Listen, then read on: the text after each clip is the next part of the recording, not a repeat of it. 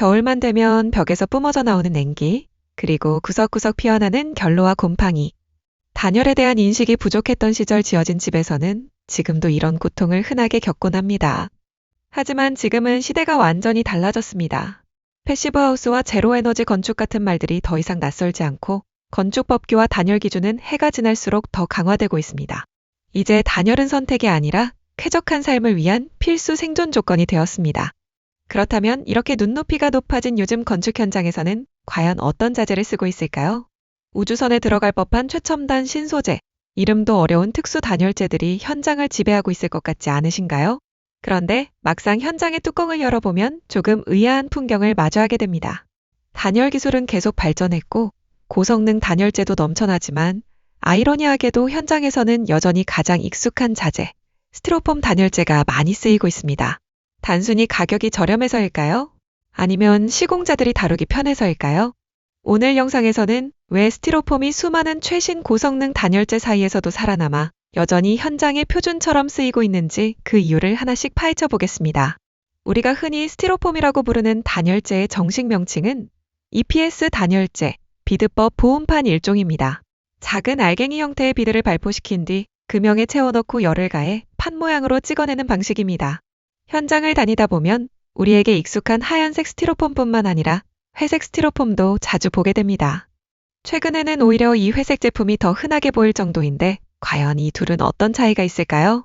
회색 스티로폼은 기존 백색 스티로폼에 흑연과 같은 특수 첨가제를 넣어 만든 제품으로 정식 명칭은 비드법 단열재 2종 또는 네오폴이라고 불립니다. 비드법 단열재 2종은 1종보다 밀도가 더 높고 열전도율이 낮아 같은 두께에서도 훨씬 더 나은 단열 성능을 기대할 수 있습니다.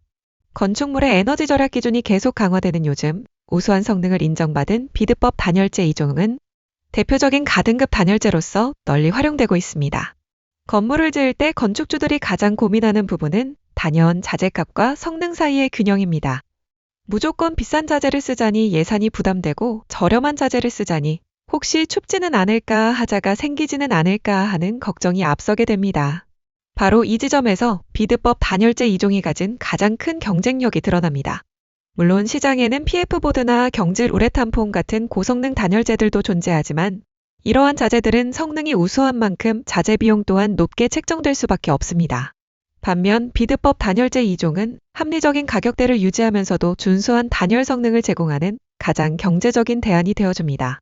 장점은 단순히 자재 가격에서 끝나지 않고 가볍고 절단이 용이한 특성 덕분에 현장에서 빠르게 시공할 수 있어 전체적인 공사기간 단축과 인건비 절감으로 이어집니다. 결국 한정된 예산 안에서 최상의 효율을 끌어내야 하는 건축 현장에서 비드법 단열재 2종은 현존하는 단열재 중 가격 대비 성능, 즉 가성비가 가장 뛰어난 자재로 평가받고 있습니다. 많은 분들이 스티로폼이라고 하면 택배 상자나 가전제품 완충제를 먼저 떠올리시기 때문에 단열재로 쓴다고 하면 너무 약해서 금방 부서지지 않을까 하고 불안해하시는 경우가 많습니다. 하지만 건설 현장, 특히 외단열 미장공법에서 이 소재의 특성은 오히려 독보적인 강점으로 작용합니다. 비드법 단열재는 칼이나 열선만으로도 손쉽게 절단하고 가공할 수 있어 건물의 굴곡진 부분이나 창호 주변처럼 복잡한 부위도 빈틈없이 정밀하게 채워 넣을 수 있기 때문입니다. 무엇보다 단열재 위에 몰탈과 메쉬를 감아 마감하는 공법에서 가장 중요한 것은 단열재와 마감재 사이의 결합력인데 비드법 단열재는 이 부분에서 타 단열재 대비 월등히 뛰어난 부착력을 보여줍니다. 비드법 단열재는 표면의 미세한 요철 덕분에 몰탈과의 부착력이 타 단열재 대비 월등히 뛰어납니다.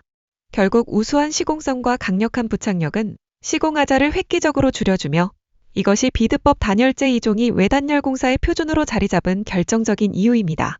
하지만 비드법 단열재도 만능은 아니기에 사용처를 명확히 구분하지 않고 오용할 경우 치명적인 하자로 이어질 수 있는 분명한 한계점이 존재합니다. 가장 먼저 주의해야 할 부분은 바로 습기입니다.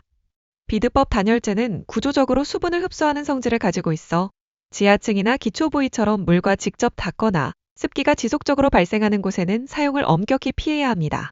그러한 부위에는 수분 흡수가 거의 없는 압출법 보온판, 즉 아이소핑크를 사용하는 것이 바람직하며 비드법 단열재는 반드시 지상층의 벽체나 통기성이 충분히 확보된 부위에 시공되어야만 본연의 성능을 발휘합니다.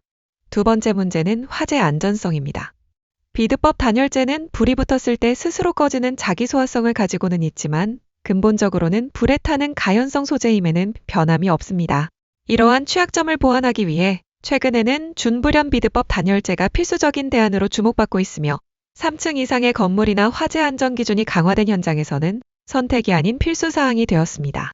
다만 준불연 성능을 확보하는 과정에서 열전 도율 등급이 비드법 단열재 2종보다 낮게 평가되는 사례가 많아 동일한 단열 기준을 맞추기 위해 벽체가 더 두꺼워질 수 있다는 점은 설계 단계에서 반드시 미리 검토되어야 합니다.